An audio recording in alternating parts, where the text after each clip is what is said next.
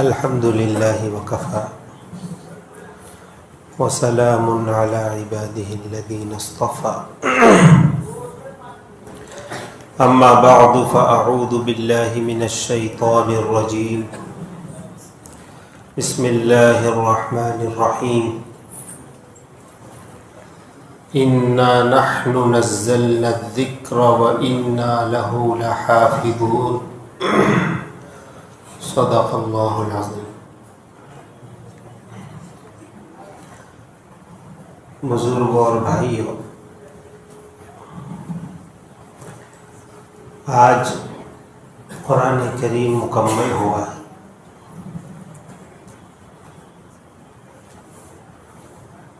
قرآن یہ اللہ رب العزت کی کتاب بھی ہے اور یہ اللہ پاک کا کلام بھی ہے۔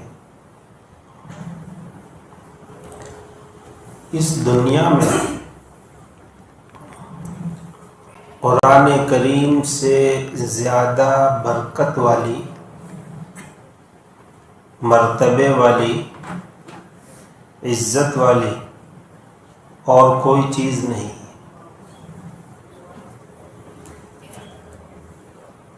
حضرات انبیاء کرام بھی اللہ رب العزت کی مخلوق ہیں۔ اللہ نے ان کو پیدا کیا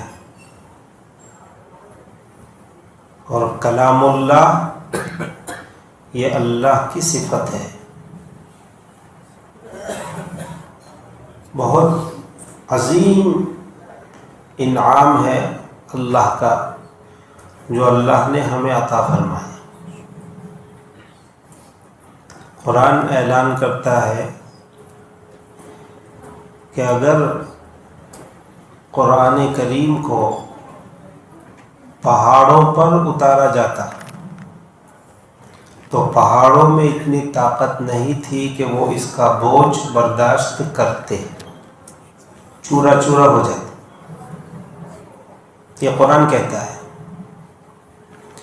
آسمانوں پر اتارا جاتا، آسمان میں بھی اتنی طاقت نہیں جو اس کا بوجھ برداشت کر سکے۔ اندازہ لگائیے اللہ نے اپنے کلام کو ہمارے لیے کتنا آسان کیا۔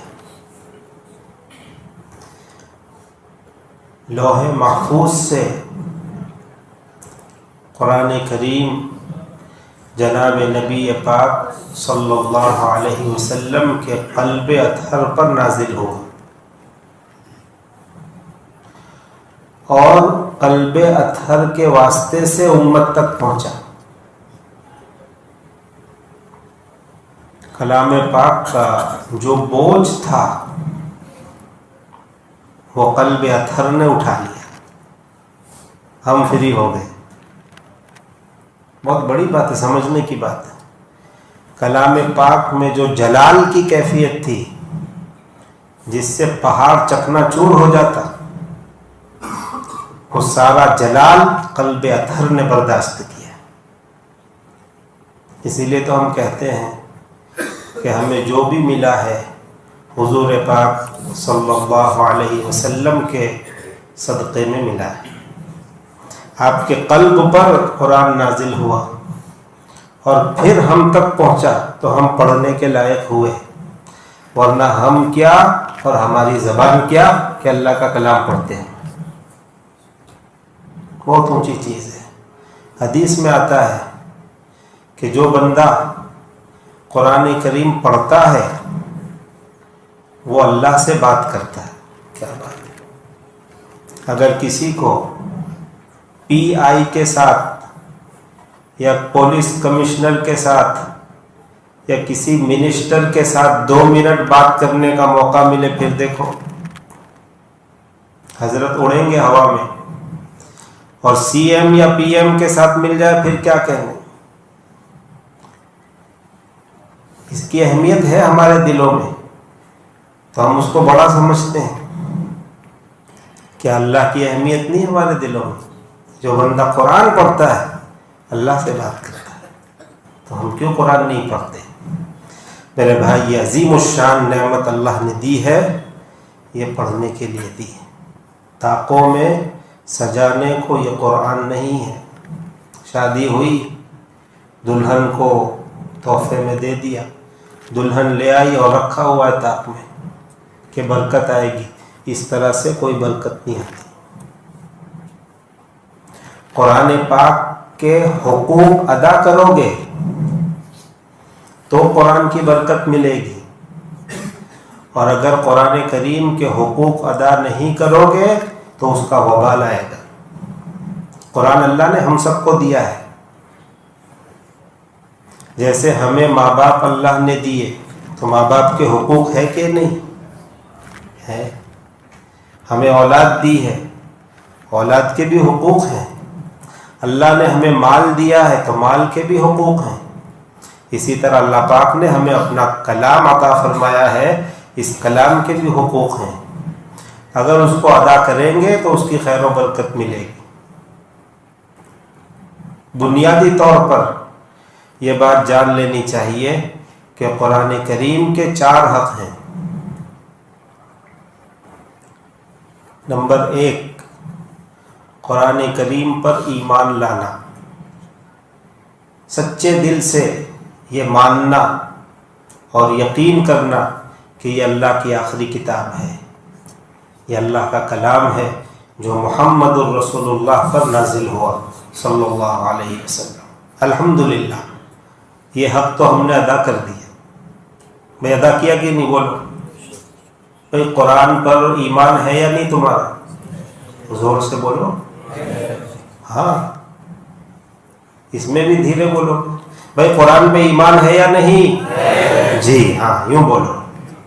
الحمدللہ، اللہ اس کو باقی رکھے، اللہ ہماری اولاد اور ہماری نسلوں میں بھی اس کو باقی رکھے۔ دوسرا حق ہے قرآن کریم کی تلاوت کرنا۔ اللہ نے کتاب دی ہے نا، پڑھنے کے لیے دی، اس کو پڑھو۔ اور یہ ایسی کتاب ہے کہ اس کا ایک حرف پڑھنے پر 10 نیکی ملتی، اور اللہ کے نبی فرماتے ہیں کہ الف لام میم یہ ایک حرف نہیں ہے، بلکہ الف ایک ہے، لام ایک ہے، میم ایک ہے۔ صرف الف لام میم پڑھو گے تو 30 نیکیاں ملے گی۔ اور بعض علماء نے کہا کہ نہیں، الف جب آپ پڑھیں گے تو 3 حرف ہوں گے، حمزہ لام الف، تو الف ادا ہوگا، میم میم یا میم تو میم ادا ہوگی۔ اگر الف لام میم آپ نے پڑھا تو الف لام، لام میں بھی 2، میم 3 اور میم میں بھی 3، تو گویا اگر الف لام میم آپ نے پڑھا ہے تو آپ کو 90 نیکیاں ملیں۔ ہے کوئی کتاب ایسی جس کے ایک حرف کے پڑھنے پر اتنی نیکیاں ملتی؟ حدیث میں آتا ہے کہ بندہ قرآن کھولتا ہے اور تلاوت شروع کرتا ہے تو فرشتے آ کے بھیڑ لگا دیتے ہیں سننے کے لیے۔ ہم دیکھتے نہیں اپنی آنکھوں سے تو ہمیں پتہ نہیں چلتا، لیکن آقا نے فرمایا ہے، ہم دیکھیں یا نہ دیکھیں، آقا کی بات جو ہے بالکل پکی اور سچی۔ حضور نے فرمایا کہ بندہ قرآن پڑھتا ہے، فرشتے بھیڑ لگاتے ہیں سننے کے لیے۔ میرے بھائی یہ عظیم الشان کتاب ہے، جس محفل میں فرشتوں کی شرکت ہو جاتی ہے اس محفل میں بیٹھنے والوں کی مغفرت ہو جاتی ہے، دعائیں قبول ہوتی ہیں۔ فرشتے معصوم مخلوق ہیں، ان سے گناہ نہیں ہوتا، جہاں وہ پہنچیں گے وہاں خیر و برکت آئے گی۔ تو میرے بھائی ضرورت ہے اس بات کی کہ ہم قرآن کا یہ حق ادا کرنے والے بنے، روزانہ قرآن کی تلاوت کرنے والے بنے۔ علماء نے لکھا ہے کہ قرآن کریم کو 40 دن میں ایک مرتبہ پڑھنا، یعنی 40 دن میں ایک قرآن ختم کرنا، یہ تمام مسلمانوں پر قرآن کا حق ہے کہ وہ 40 دن میں ایک مرتبہ قرآن ختم کریں۔ بہت افسوس کی بات ہے، ہم میں بہت سے ہیں جنہوں نے 40 مہینوں سے، اور بہت سے ایسے بھی ہیں کہ 40 سال سے بھی ایک ختم نہیں کیا۔ افسوس کی بات ہے میرے بھائی، ہم میں بہت سے بھائی ہیں جو قرآن پڑھنا نہیں جانتے۔ ان سے گزارش ہے کہ وہ قرآن پڑھنے کی کوشش کریں قرآن کریم سیکھنے کے لیے کچھ وقت فارغ کریں. ہم مسلمان ہیں اور ہم اللہ کا کلام پڑھنا نہیں جانتے، اس سے بڑے افسوس کی کیا بات ہوگی. اس لیے میرے بھائی اس طرف دھیان دیں، اپنے بچوں کو بھی کم عمر کے اندر مدرسوں میں رکھیں، مکتبوں میں رکھیں، تاکہ ہمارا جو حال ہے وہ ہمارے بچوں کا نہ ہو. ہم بڑے ہو گئے، قرآن پڑھنا ہمیں نہیں آتا، لیکن کہیں ایسا نہ ہو کہ ہمارے بچے بھی ایسے ہی نکلے. اس لیے میرے بھائی ضرورت ہے کہ ہم اپنے بچوں کی تعلیم پر توجہ دیں. تو قرآن کریم کا دوسرا حق ہے اس کی تلاوت کی جائے. میں اکثر لوگوں کو مشورہ دیتا ہوں، لوگ آتے ہیں کہ کاروبار میں برکت نہیں چلتی ہے، دکان، گھر میں جھگڑے بہت ہیں. تو میں ان سے پہلا سوال یہ کرتا ہوں، کیا آپ اپنے گھر میں یا اپنی دکان میں قرآن پڑھتے ہیں؟ جواب نہیں پڑھتے. میں پہلا عمل یہی بتاتا ہوں کہ بھائیوں اپنے گھر میں اور اپنی دکان میں، اپنے کارخانوں میں قرآن پڑھنے کا اہتمام کرو اور تھوڑی بلند آواز سے پڑھو. جتنا آپ پڑھ سکتے ہو، 1 رکوع، 2 رکوع، 1 پارہ، پاؤ پارہ، جو اللہ توفیق دے. گھر میں بھی پڑھو اور اپنی دکان اور کارخانوں میں بھی پڑھو. انشاءاللہ خیر و برکت آئے گی. فرشتوں کا آنا جانا ہوگا تو شیاطین خود بخود بھاگیں گے. یہ بات سمجھ میں آ گئی؟ الحمدللہ بے شمار لوگوں کو بغیر کسی تعویذ کے صرف اسی نسخے سے فائدہ ہو گیا. دکان بھی چل رہی ہے، جھگڑے بھی ختم ہو گئے، جب کہ ہم عمل تو کریں اس پر. اس لیے میرے بھائیوں نیت کرو کہ انشاءاللہ قرآن پڑھنے والے بنیں گے. ہمارے کچھ بھائی جو پڑھنا نہیں جانتے وہ سیکھنے کی کوشش کریں، لیکن چند صورتیں تو ان کو یاد ہوتی ہی ہے. بھائی الحمد کی صورت ہے، علم تر سے والناس تک کی 10 صورتیں کس کو یاد نہیں؟ سب کو یاد ہے. اتنا تو آپ پڑھ سکتے ہو کہ نہیں؟ گھر میں روزانہ رات میں سونے سے پہلے پڑھو زور سے. اتنا تو دکان میں پڑھ سکتے ہو، نہیں پڑھ سکتے؟ جتنا آپ کو یاد ہے اتنا تو پڑھو میرے بھائی. اللہ ہمیں توفیق عطا فرمائے. قرآن کریم کا تیسرا حق ہے کہ ہم اس کو سمجھیں کہ اللہ پاک نے اس میں کیا فرمایا ہے. یہ اللہ کی طرف سے پیغام ہے ہماری طرف. تو اللہ ہم سے کیا کہنا چاہتے ہیں؟ الحمد کی صورت میں کیا ہے؟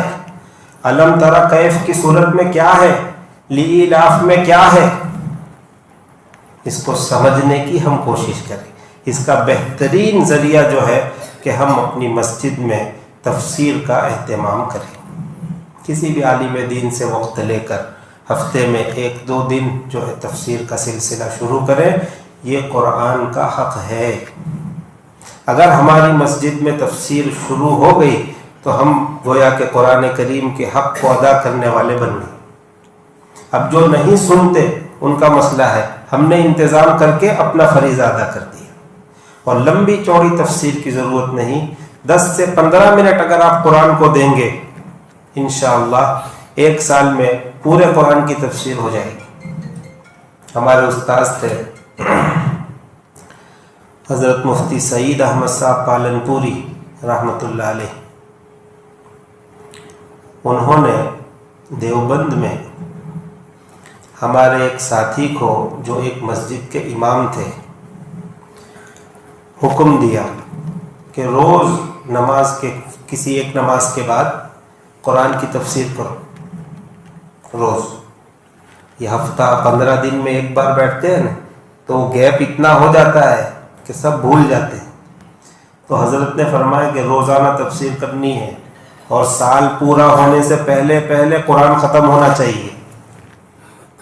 اب حضرت کا حکم تھا تو وہ ساتھی بیچارے محنت کرتے تھے اور 15-20 منٹ 25 منٹ روزانہ تفسیر کرتے اور سال پورا ہونے سے پہلے قرآن پورا کرتے. مسجد بھر جاتی. قرآن چیز ہی ایسی، آپ اللہ کے بندوں کو بتاؤ تو صحیح، وہ خود آئیں گے. اس میں کشش ہے. قرآن کریم میں کتنے لوگ ہیں جنہوں نے قرآن کو سنا ہے اور سن کر ایمان لے آئے؟ ہزاروں کی تعداد ہے، ہزاروں کی. حضرت عمر ایمان لائے کیسے؟ مشہور واقعہ ہے. سورہ طٰہٰ آپ نے سنی، دل کی کیفیت پلٹ گئی. جا رہے تھے حضور پاک صلی اللہ علیہ وسلم کو نعوذ باللہ قتل کرنے کے ارادے سے، قرآن کی چند آیتیں جو کان میں پڑی ہیں اور اس نے دل کو جو پلٹا ہے تو حضور کے غلام ہو گئے. اثر ہے اس میں، اللہ کا کلام ہے میرے بھائی. انسانوں کے کلام میں اثر ہوتا ہے، اللہ کا کلام. تو میرے بھائی میری گزارش یہ ہے کہ صرف سن کر ہم سنی نہ بنے بلکہ عمل کرنے والے بنے. اس تیسرے نقطے پر بھی توجہ دینے کی ضرورت ہے. اپنی مسجدوں میں تفسیر کا نظام بناؤ. قرآن کریم کا چوتھا حق ہے کہ اس کو دوسروں تک پہنچایا جائے. آپ پڑھنا جانتے ہیں تو آپ دوسروں کو پڑھائیں. آپ قرآن کریم کے معانی اور مطلب کو جانتے ہیں تو آپ دوسروں کو بتلائیں.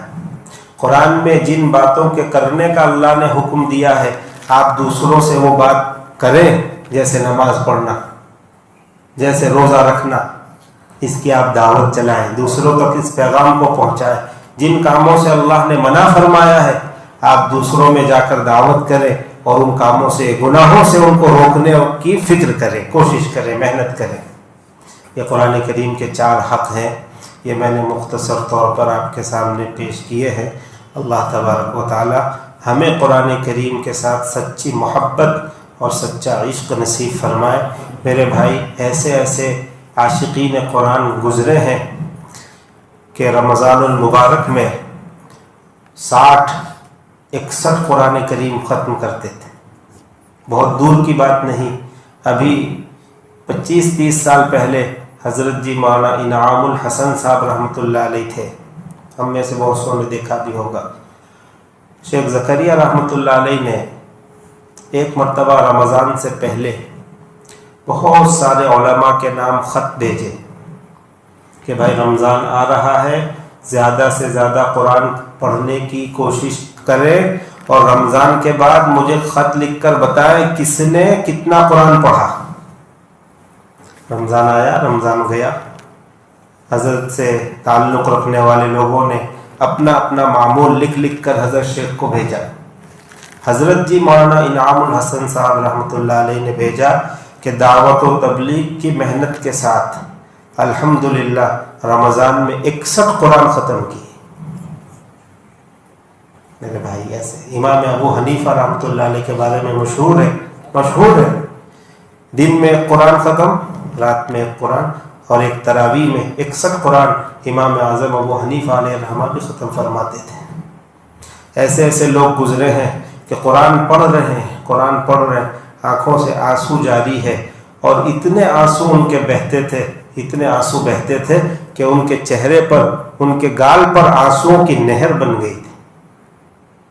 میرے بھائی ہمیں بھی چاہیے کہ ہم قرآن سے اپنا تعلق جو ہے وابستہ کریں، قرآن کو پڑھیں، اس کو سمجھیں، دوسروں تک پہنچانے کی کوشش کریں.